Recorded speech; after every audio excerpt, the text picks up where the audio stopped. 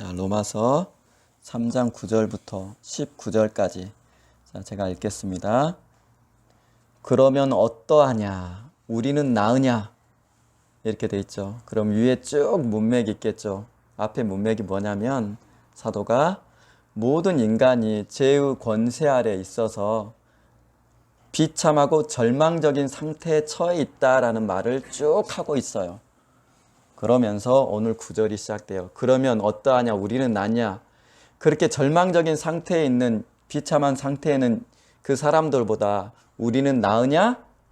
결코 아니다 라고 하는 거예요. 유다인이나 유대인이나 헬라인이나 다 죄 아래 있다고 우리가 이미 선언하였느니라. 모든 인류는 사람은 죄 아래. 자, 죄 아래가 무슨 뜻이겠어요? 로마서 문맥에서 보면 이 표현 자주 쓰죠. 자, 이후에도 이 표현이 많이 써요. 죄 아래 있다. 죄의 지배 아래 있다. 죄의 세력 안에 있다. 죄의 권세 아래 있다. 이렇게 읽으시면 돼요. 로마서 문맥에서는. 자, 죄가 항상 살아있고 살아있는 인격으로 표현된다 그랬죠. 로마서는. 왜 그러겠어요? 죄가 마귀와 같은 말이기 때문에 그래요. 그래서 항상 죄는 권력을, 권세를 가지고 있고 살아있고 일정한 힘을 가지고 우리 안에서 그리고 세상에서 역사하는 권력이에요. 왜요? 마귀와 같은 말이기 때문에 그래요.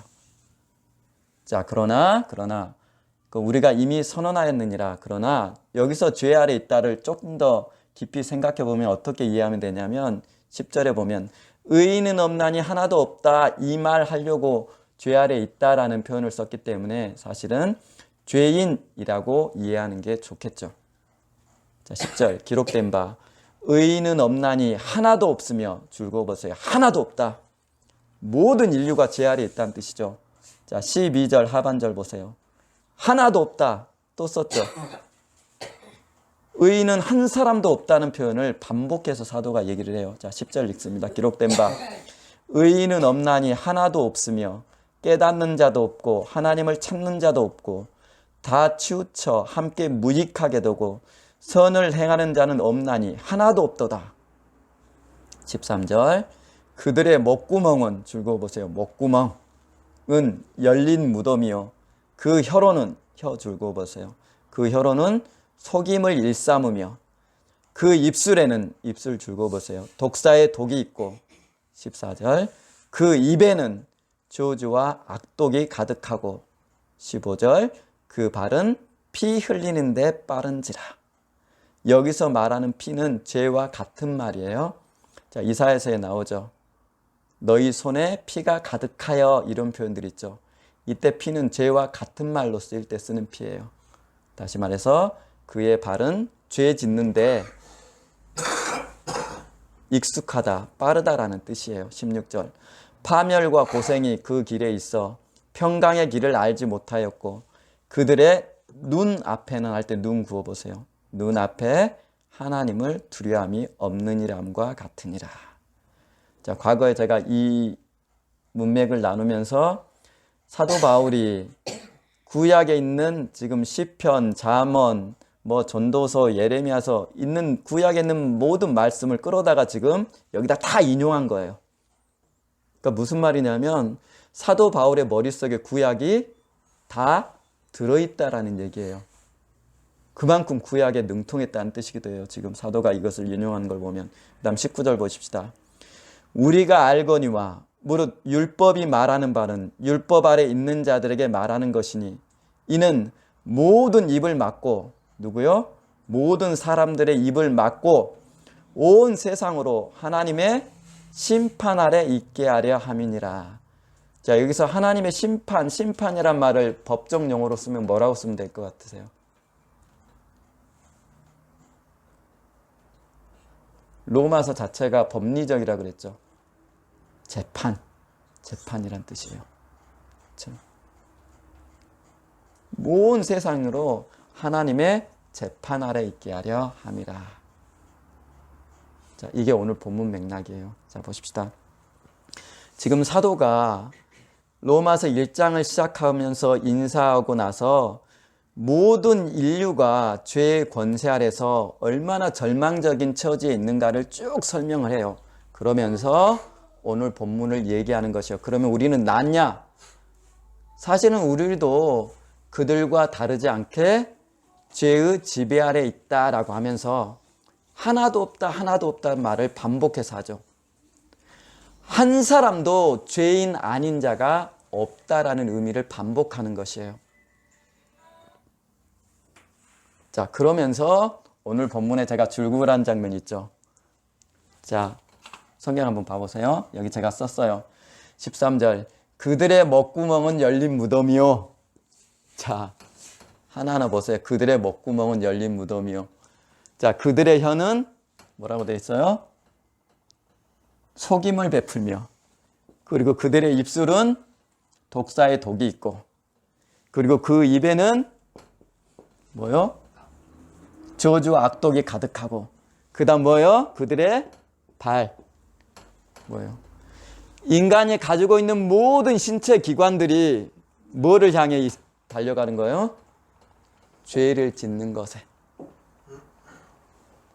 인간의 신체 기관 모두가 죄를 짓는 데 동원하고 있는 인간의 실상을 사도가 이렇게 표현하고 있다라는 것이에요. 눈이든 귀든 발이든 인간의 몸 자체가 죄를 짓는 데 끊임없이 동원되더라는 것이에요. 왜 그래요? 자, 로마서 3장 4절 보십시다. 로마서 3장 4절. 그럴 수 없느니라. 사람은 다 거짓되되라고 했죠. 왜 그래요?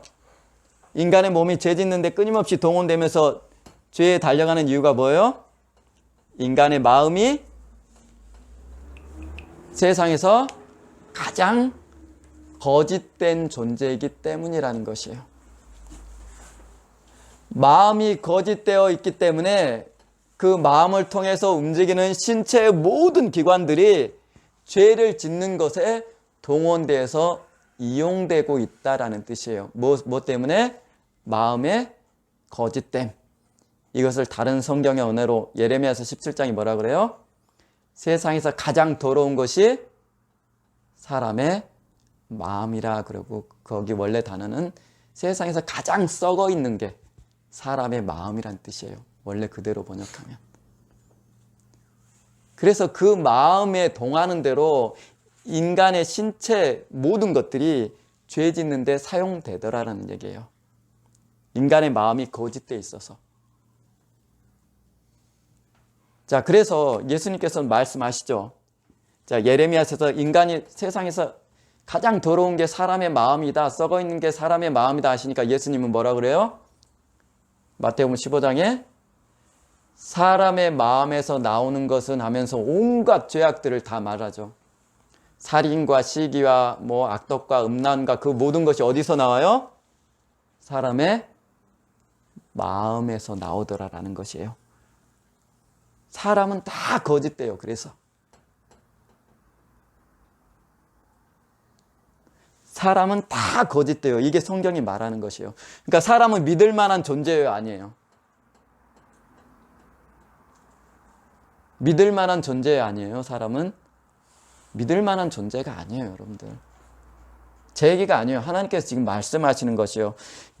자, 디모데후서 2장 한번 가봅시다.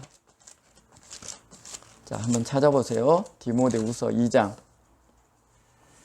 13절. 자, 사람 다 거짓되기 때문에 사람은 믿을 만한 존재가 아니에요. 자, 디모데후서 2장 13절 보십시다.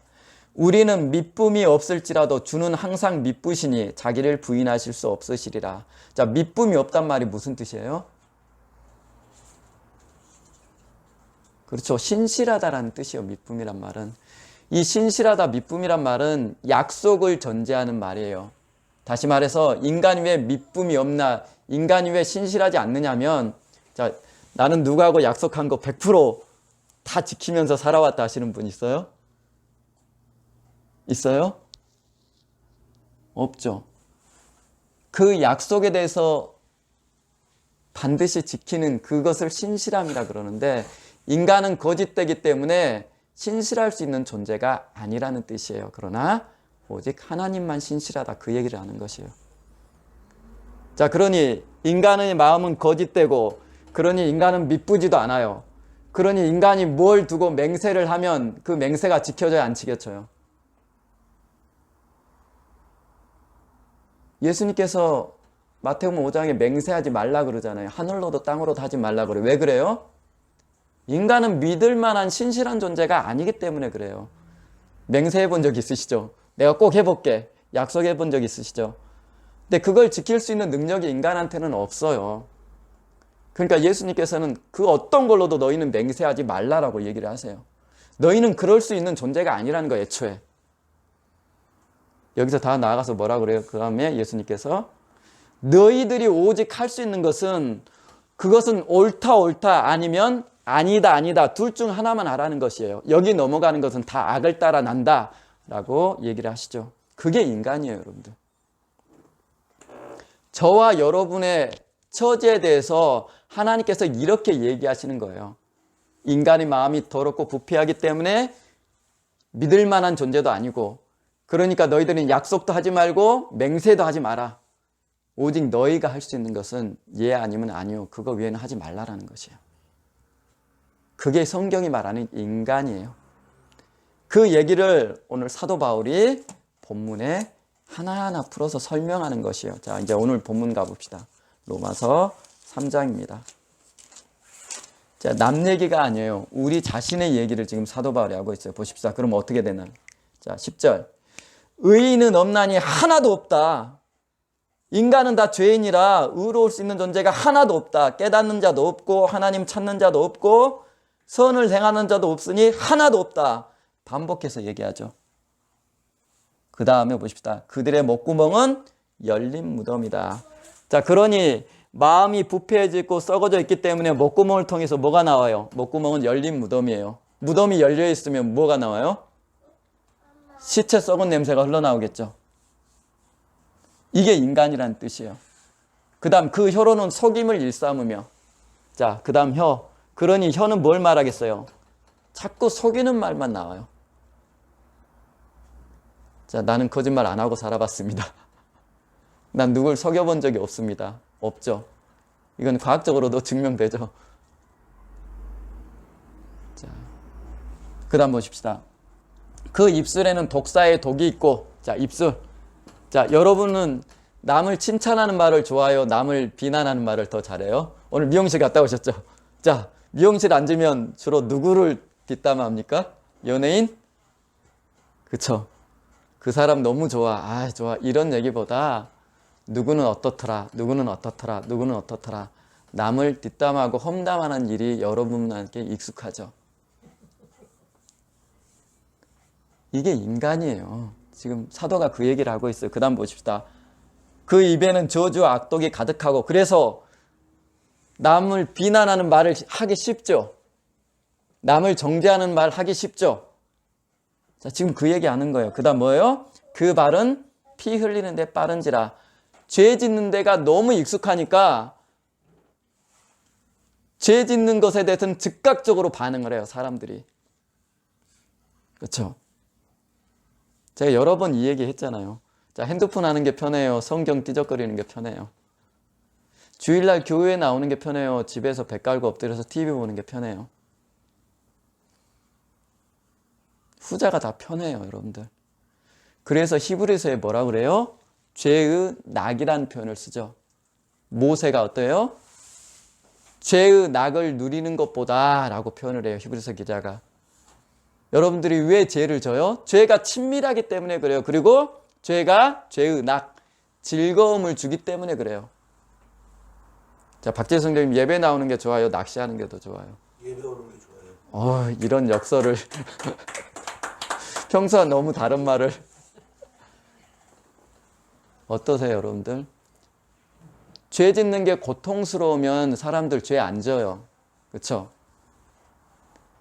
죄 짓는 게 즐거우니까, 당장은 그것이 좋으니까 죄를 짓는 것이에요. 그래서 죄의 낙이라고 표현했어요. 죄가 주는 즐거움. 비록 나중에 허무가 남을지라도 죄는 인간한테 친밀해 있기 때문에 죄는 아주 익숙하게 지어져요, 우리가. 그래서 인간을 죄덩어리라고 하는 거예요, 지금. 사도가 하는 얘기가 이거예요. 인간은 죄덩어리다.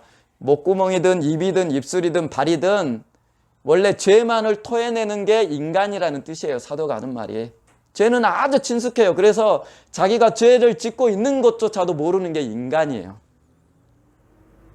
이게 성경이 말하는 인간의 처지예요. 자, 그러면 재밌는 생각을 해봅시다. 이렇게 죄덩어린 인간들이 지구상에 번성하면 번성할수록 세상은 어떻게 될 것 같으세요? 그렇죠. 가면 갈수록 세상은 다투고 싸우고 충돌하고 비난하고 욕하고 전쟁하고 사륙하고 이런 일이 늘어날 수밖에 없어요. 왜? 죄덩어린 인간이 세상에 자기 안에 있는 죄를 계속 토해놓고 살기 때문에 그래요. 지금 그 결과를 우리가 눈에 보고 있죠. 그렇죠? 인간이 파괴한 자연 때문에 북극곰 가족이 굶어 죽고 있는 거 보셨죠? 신문에. 뼈만 앙상하게 남았더라고요. 그렇죠? 세상은 죄가 가득 차게 인간이 번성하면 번성할수록 세상은 더 각박해지고 살기 어려워진다 수밖에 없어요. 왜? 죄덩어린 인간이 서로 충돌하며 살아가기 때문에. 자, 창세기 한번 가봅시다. 창세기 6장. 자, 창세기 6장. 이 얘기가 여기서부터 나오죠. 5절. 자, 제가 읽어드릴게요. 여호와께서 사람의 죄악이 세상에 가득함과. 왜 가득해요? 사람이 땅에서 번성하기 시작할 때라고 돼 있죠. 6장 1절에. 사람이 세상에 번성해서 수가 많아지면 많아질수록 세상은 뭐 어떻게 되겠어요? 죄가 더욱더 충만해지더라는 거예요. 왜? 그 죄를 누가 생산해내니까? 인간이 생산해내니까 그래요.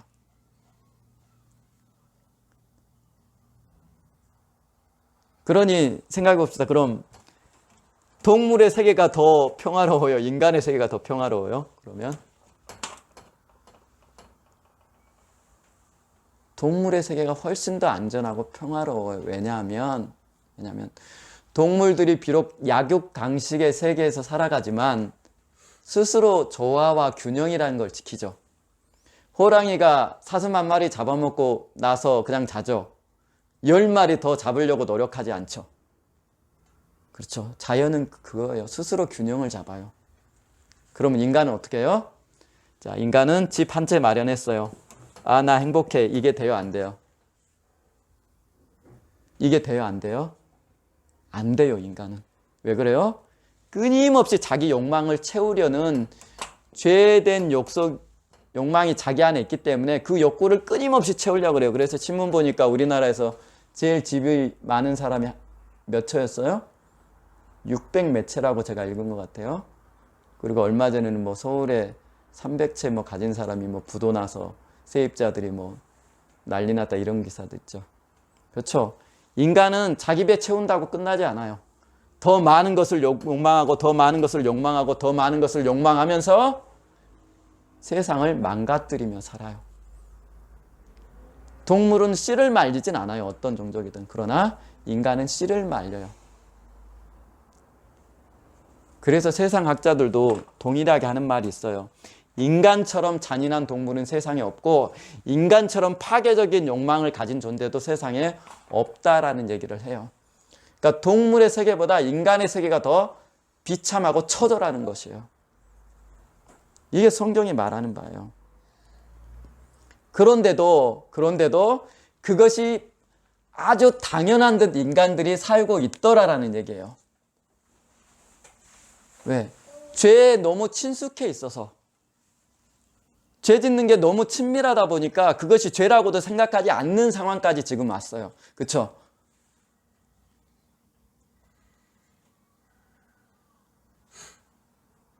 자, 모 교회 예를 들겠습니다. 엊그제 신문 보셨죠? 그 서초동에 있는 교회. 대법원 판결로 그 예배당 원상복구하라고 났죠. 그렇죠? 원상복구비만 400억 원이 든다 그러죠. 근데 어제 신문에 보니까 교회는 그럴 생각이 없다, 복구할 생각이 없다라고 하더라고요. 대법원 판결을 거절하겠다는 뜻이에요. 처음부터 이건 잘못된 것이지만 분명히 이건 하나님께 옳은 행동도 아니었어요. 그리고 복구 안 하는 것도 옳지 않아요. 근데 그럴 생각이 없다는 거예요. 분명히 그건 죄예요. 하지만 죄라고 여기지 않죠. 너무 익숙해 있어요, 여러분들이. 성경은 분노하고 화내는 것을 하루가 넘기지 말라라고 명령하죠. 수시로 여러분 화내면 살죠. 내 친구 딸이 좋은 대학 들어가면 시기가 나요, 안 나요? 질투가 나죠. 그렇죠. 죄가 너무 친숙한 나머지 그것이 하나님께 그리스도인들도 회개해야 될 죄라고 생각하지 않는 것이에요. 지금 이 예배당 공사도 마찬가지예요. 여러분들 보셨죠? 하나님께 정직하게 할 것 같아서 맡겼는데 오히려 그렇게 않게 됐죠. 그렇죠. 그만큼 죄는 여러분한테 친숙해 있어요. 자, 그러면 이제 그 다음 구절 봅시다. 이게 중요한 구절이에요. 자, 오늘 로마서 3장 한번 보십시다. 자, 오늘 본문입니다. 자, 오늘 본문 2구절이에요. 자, 보십시다. 19절 보십시다. 우리가 알거니와 무릇 율법이 말하는 바는 율법 아래 있는 자들에게 말하는 것이니 이는 모든 입을 막고 온 세상 사람으로 하여금, 온 세상 사람이 어떤데요? 죄의 지배 아래 죄인으로서 존재했는데 온 세상으로 하여금 하나님의 재판 아래 있게 하려 함이라. 그리고 그 상태 어떤 상태? 모든 입을 막아버리는 상태. 자, 여기서 심판이란 말을 재판이란 말로 읽어보세요. 재판정에 딱 섰는데 그 죄인이 할 말이 없게 된 상태가 어떤 상태일 것 같으세요? 저는 이 구절 읽으면서 무슨 생각을 떠올렸냐면 이 친구 법정 구속이네, 그 생각을 떠올렸어요. 무슨 얘기냐면 앞서 있는 것처럼 목도 입도 입술도 다리도 죄에 너무 익숙해져 있는 죄인이기 때문에 증거가 너무 명확해요. 이 사람은 너는 죄인 맞아라는 증거가 너무 명확하니까 판사가 어떻게 해요? 법정에서 바로 법정 구속이에요. 다툴 여지가 없어요. 이 친구는. 자, 법정 구속이라는 거는 불구속 상태에 있는 죄인이 재판 중에 더 다툴 여지가 없고 여러 가지 도주 우려가 있고 등등 해서 바로 판사가 구속시켜버리는 거예요. 그와 똑같은 장면이에요. 니들 하는 모습 봐봐. 뻔하지? 증거가 너무 명확하니까 법정에서 다툴 이유조차 없어. 바로 구속이야. 너희들이 악하고 죄인이라는 것은 너무나 분명하기 때문에 바로 법정 구속시키는 거야. 바로 이 구절이에요. 그 뜻이 지금. 모든 입을 막아버린 거, 할 말이 없는 것이에요.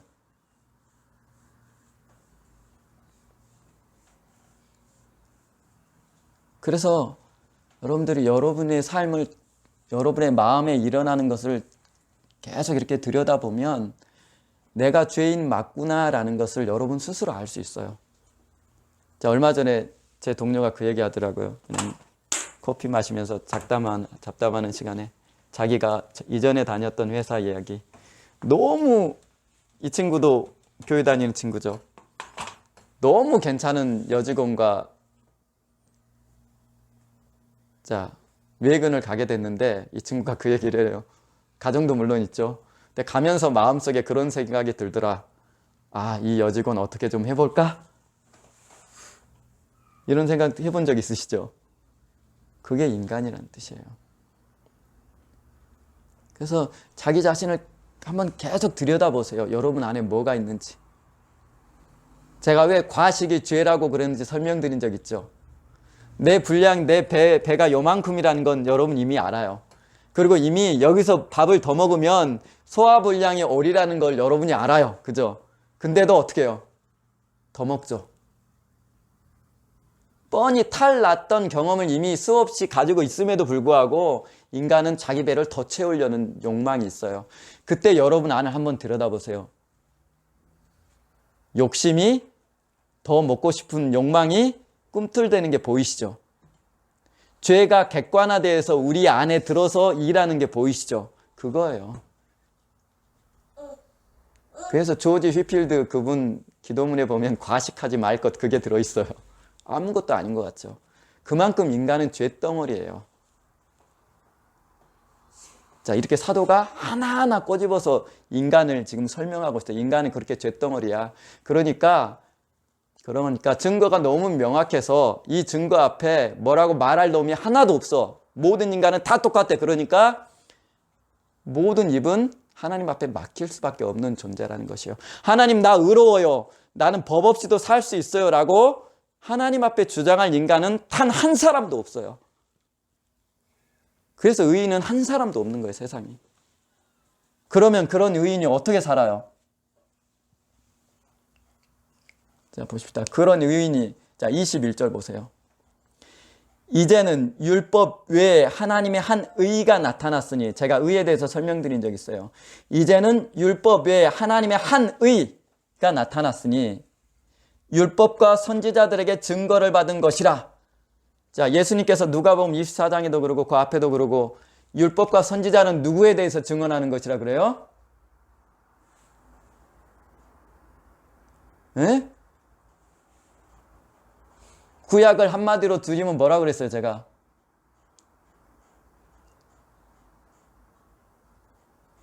아유, 주여. 율법과 선지자니까 바로 나에 대해서 증언하는 것이라 라고 누가복음에 나오죠. 자, 율법과 선지자의 증거를 받은 게 누구예요? 예수잖아요. 자, 그런데 그 밑에 봅시다. 율법과 선지자의 증거를 받은 것이니라. 그런데 곧 예수 그리스도를 믿음으로 말미암아 그분들에게 증거를 받아서 세상에 오신 예수, 이분을 믿음으로 말미암아 모든 믿는 자에게 미치는 하나님의 의인이 차별이 없느니라. 다시 말해서 예수가 의가 되시는데 그분을 통해서 믿음이라는 게 세상에 들어왔고, 그리고 자, 보십시다. 26절. 곧 이때 자기의 의로우심을 나타내사 자기도 의로우시며 또한 예수 믿는 자를 의롭다 하려 하심이니라. 누가 의가 되세요? 예수님이 하나님의 의가 되시고 예수를 통해서 세상에 들어온 이 의를 믿는 자를 동일하게 의롭다 여겨주신다라는 것이에요. 이런 죄덩어리인 인간이 의롭게 되는 방법이 뭐란 뜻이에요? 다시 말해서 예수를 믿을 때 하나님께서 의롭게 여겨주신다라는 것이에요. 자, 이해되시죠? 그러므로 여기서 말하는 의는 두 가지로 이해하시면 돼요. 첫 번째는 하나님이 의로 세우신 예수 그리스도, 이것이 의이고, 두 번째 예수님이 소유한 의가 우리가 예수를 믿을 때 우리한테 믿음을 통해서 전해지는 이 의, 요 두 개가 여기서 말하는 의라는 말에 들어있어요.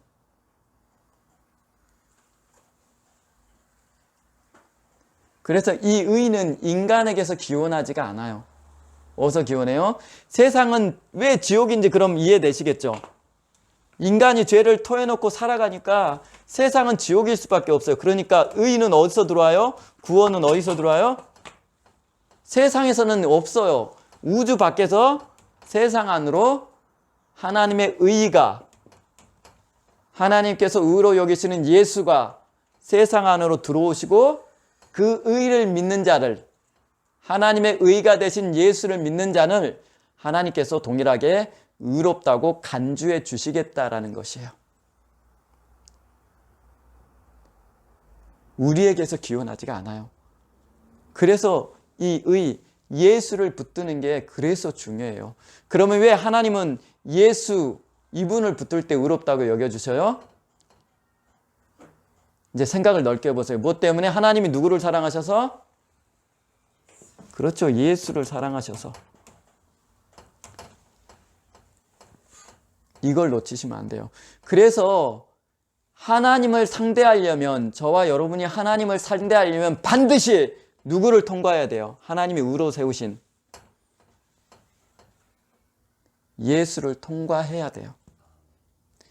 여러분의 기도도, 예배도, 봉사도, 전도도 예수를 통과하지 않는 것은 다 뭐란 뜻이에요? 악이에요. 예수를 통과하지 않는 모든 것은 다 악이에요. 자, 제가 길 가다가 목말라 죽는 거지에게 물 한 잔을 줬다 칩시다. 내 선의에서 불쌍한 사람 도와줘야지. 이거 선의예요, 악이에요? 선의예요, 악이에요? 선. 선의예요, 악이에요? 예수님이 이런 얘기 하시죠. 누구든지 소자에게, 작은 자에게 물 한 그릇, 내 이름으로 물 한 그릇 주면은, 이 얘기 하시죠. 누구 이름으로 주라 그래요? 누구 이름으로? 예수 이름으로. 예수를 통과하지 않고 여러분 안에 있는 착함을 근거해서 베푸는 모든 것은 악이에요, 하나님께. 인간 안에는 선이 하나도 없다고 내 설명드렸잖아요. 그 안에서 나오는 여러분이 하는 모든 선과 같은 선 비스무리한 착함, 그 모든 것은 다 악한 것이에요. 내 이름으로 물 한 잔 줄 때만 하나님께서 의미 있다라고 얘기를 하시죠. 예수 이름을 통과해야 돼요. 예수님께서 가난한 자를 도우라 하셨지, 그에서 근거해서 내가 주는 것은 하나님 앞에 선이에요. 하지만 죄덩어린 여러분 안에 있는 이 착함, 선에 의해서 베푸는 이런 온정은 악이에요. 왜 그런지 알아요? 내가 이 사람 도와주고 좀 뿌듯해 볼까? 그것이 여러분의 자랑과 연관되어 있기 때문에 그래요. 이기적인 동기가 여러분 안에 깔려 있어요. 그래서 악이에요, 이게. 예수 이름으로 물 한 잔 주라는 것이에요. 여러분의 재산을 나누고 싶으면 예수 이름으로 나누세요. 그때서만 하나님이 받으세요. 왜? 예수란 분을 하나님께서 당신의 의로 세우셨기 때문에 예수를 통과하지 않는 어떤 기도도 하나님 듣지 않으세요. 예수를 통과하지 않는 여러분의 나눔, 아무런 의미가 없어요. 이게 그리스도인지 하는 나눔의 원리들이에요. 그래서 예수 이름으로 하라는 것이 뭐든지, 기도든 전도든 말씀이든 나눔이든 섬김이든, 아시겠죠? 왜? 하나님이 누구를 의로 세우셨어요? 예수 그리스도.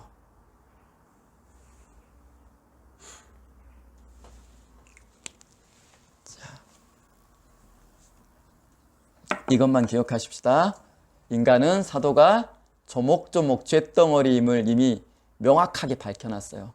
근데 이것을 여러분들이 동의하지 않아요.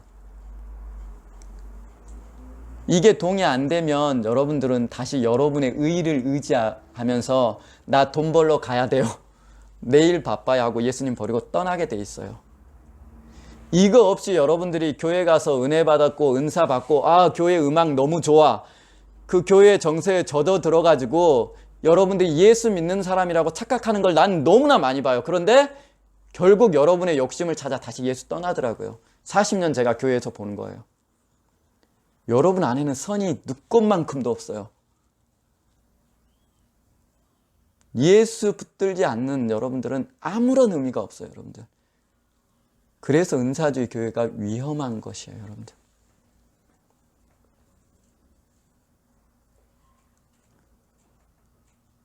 이 과정을 반드시 겪어야만 여러분들 예수 붙들고 살 수 있는 사람이 돼요. 다시 여러분 안에 있는 의를 의지하면서 떠나가요. 교회 가니까 음악이 너무 좋아서 편안해서, 청교도들이 그래서 예배 시간에 음악을 쓰질 않았어요. 청교도들은 악기를 쓰지 않았어요. 왜 그런지 알아요? 괜히 그것에 젖어서 내가 예수 믿는 사람이라고, 내 감정이 격앙되고 좋으니까 난 은혜스러웠어, 이제 좋아, 이것을 오해할까 봐서 청교도들은 일체 악기를 쓰지 않았어요. 다 목소리만 존재해서 우리가 예배하듯. 왜 그런지 알겠죠? 근데 요즘 교회들이 콘서트화 되면서 이런 게 너무 많이 보여요. 진짜 큰일 났어요, 여러분들. 그러지 말라는 것이에요. 자, 오늘 여기까지 하십시다.